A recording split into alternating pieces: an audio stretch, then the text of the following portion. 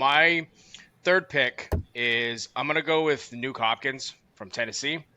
Um, I think Will Levis, in his maturation process, needs to have a go-to guy. And look, I know Hopkins is long in the tooth, but if we're talking about sleepers, they had I think Levis's first start last year, he had like 130 and 3 touchdowns and was going over the defense like, Father Time had stopped.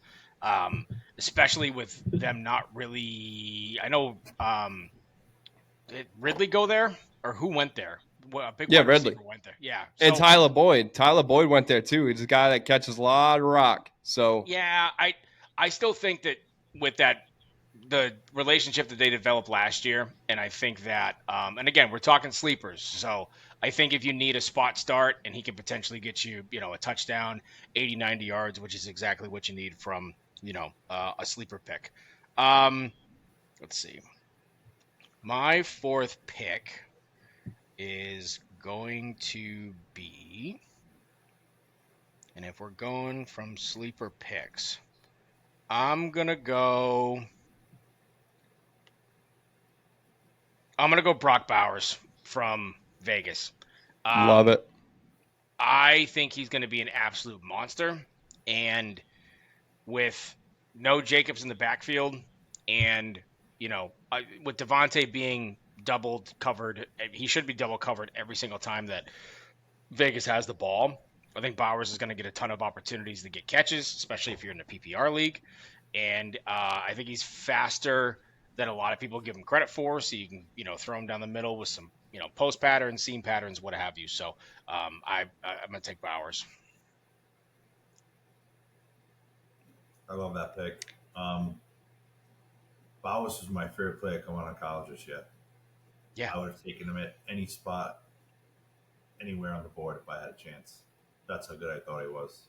And I was a fan of quarterbacks off the board early, so I really mean that. I think he's a game changer. Matter of fact, I was really hoping the Jets got him because I really think that might have made a difference. I mean, Bob, do you think that like they'll run a 2 tight end set because they have Michael Mayer too? So I like, would, I would try to, imitate what the Pats had going on in the, 2011, 12 season.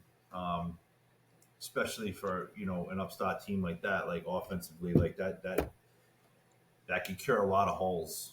The extra blocking on the line, the extra slip out in the routes. It's a tougher offense to guard. Keep the sticks moving, keep you on the field.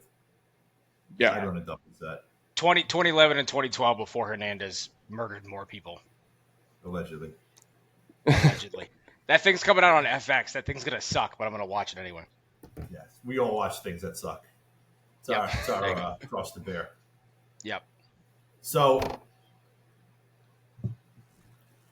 brings it to me. I'm really going to take a shot on this one just because I think this is going to be this would be a keep the league type of pick, and I have the feeling that there's a chance that this guy might go his record from last year. I'm going to go with Lad McConkey. I think him and Herbert are going to connect for 10 to 12 catches a game, and I mean that.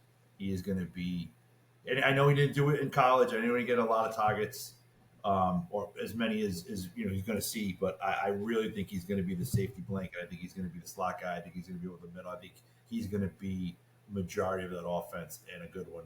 And you're going to see one of the all-time connection relationships in the NFL. I'm gonna have to agree with you. I think he's gonna have probably the best rookie year as long as Herbert can stay healthy. Right, those things where you're gonna have to watch. But I like McConkey as well. I mean, he was a stud in college, and I think he definitely becomes a quarterback's best friend, kind of like a Julian Edelman was with Tom Brady, but a bigger Julian Edelman. So for my pick, I'm actually going with Jerry Jeudy.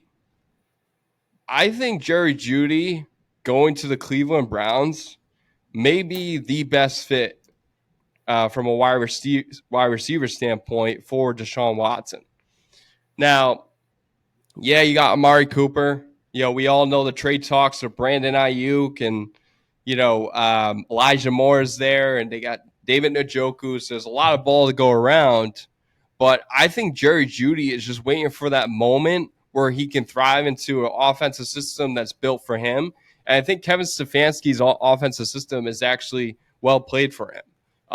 And I think he eventually becomes, the 1B. I think it's definitely Amari Cooper, no doubt. But I think Jerry Jeudy switching from Denver to Cleveland is a mastermind move for Cleveland, A.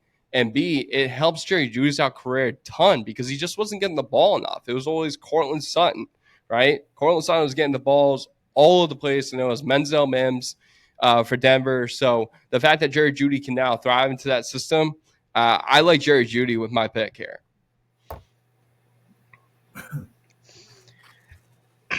Yeah, I mean, I think,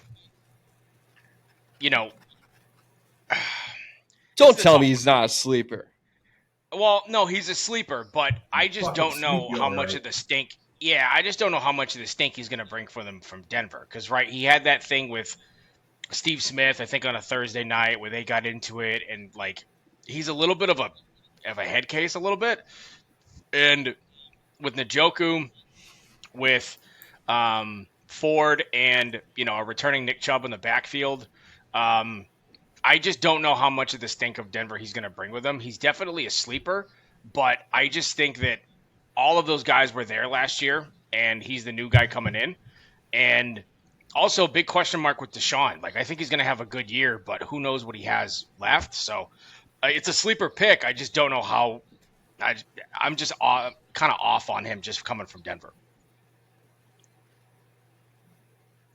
Bob, what do you think? So, listen, the guy's got the talent to do it. Somehow he reminds me of Amari Cooper, who never had a bad year, but kind of had a rebirth in Dallas and has continued to just be consistently awesome, very under the radar though. And I could see 70,000 and 8 for him. And, to me, that's a sleeper because I don't, he's got the talent to do it. I think he's going to put up the numbers. And he's going to be a pretty good wide receiver 3 or bench option moving forward. Where, a couple of years ago he was a 1-2. So yeah, to me he checks the box, and I think he's going to have a decent year. Yeah. Yep. All right, go with your next pick. Tyler Conklin for me. I think Aaron Rodgers loves tight ends, right? There's no doubt about that. And you can distinguish however you want with the tight end comment, but he's had Jimmy Graham, Mercedes Lewis in the past. He's like the perfect quarterback for Tyler Conklin because Conklin's going to get a lot of looks, especially in the red zone, within their offense.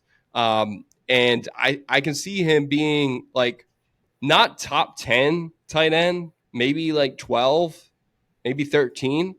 But he's right on the cusp of being a top 10 tight end in football with Aaron Rodgers running the show. And it looks like Garrett Wilson and Aaron Rodgers are kind of butting heads right now. Not to say that chemistry won't, progress. I think it will. But I always think Aaron Rodgers loves, his running backs, and he loves his tight ends. And so I think he gets a lot of touches in the goal line types of situations. So I'm going Tyler Conklin at my tight end position. You actually stole my pick. I can't believe in this draft what a million people open for sleepers when you're at the 160 slot. I already had 2 taken from you right before. All right, it's unbelievable. Shit still happens to you. I'll transition over to QB and give you my least favorite team in the league besides the Eagles, Jaden Daniels. This guy's going to be running for his life in that division, but the running's going to get him some fantasy points. They're going to get blown out a lot against the teams like Dallas and Philly. He's going to get some garbage points. He's got a couple good weapons. He's got a cannon. He's going to be a good fantasy quarterback. I'm not convinced that he'd be a good NFL quarterback, but he's going to get you some points with his legs. He's got a great arm. He's got still got some good weapons out there. I like him in the QB slot. I think he's going to be a nice shot to take as a backup, and if he turns it on and does something like an RG3 type, you might win your league. So to me, that's what a true sleeper is. I like to get him in my, couple of my lineups here and there in a backup role, but he's my sleeper quarterback. Yeah, the issue I have with Daniels is he had an unbelievable year, right? This past year, win the Heisman with LSU, right? Accurate quarterback, love to use his feet, very very precise, in finding his wide receivers in the right position. But I think where he's going to have to show a lot of people is, all right, was that just a one and done type of year, or is does he still have that chip on his shoulder? Accurate as he can, I think Daniels is a good guy for Washington to build around McLaurin and Brown, and they have Brian Robinson. So I think that they're going to have a success, but they're not going to have like wild card or playoff success. So I do like Jane Daniels having a good year though. So Yeah, that's a good pick. That's kind of like there's going to be a lot of garbage time points for him, especially if they get blown out and they're playing off everybody just to keep everybody in front of them, especially in the run game. So yeah, I like that pick. I like that pick a lot. I'm also going to go with a quarterback. I'm going to go with Sam Darnold. Wow. My quarterback. I really thought you were going with Will there. I really did. Yeah, I was going between the two. I think what kind of led me to Darnold was he has the best receiver in football. And the way that Kevin O'Connell last year with the quarterback position. Wait. Basically when did they get CeeDee Lamb? What's out? When did they get CeeDee Lamb? All right. Relax. We'll say 1A, 1B, okay, Thank just to you. service you, Bob. Tyreek's taking a real back seat for you, Sharky. By the way, title of my sex tape. Let me just service you, Bob. But I talk you were given earlier in the show. That's right.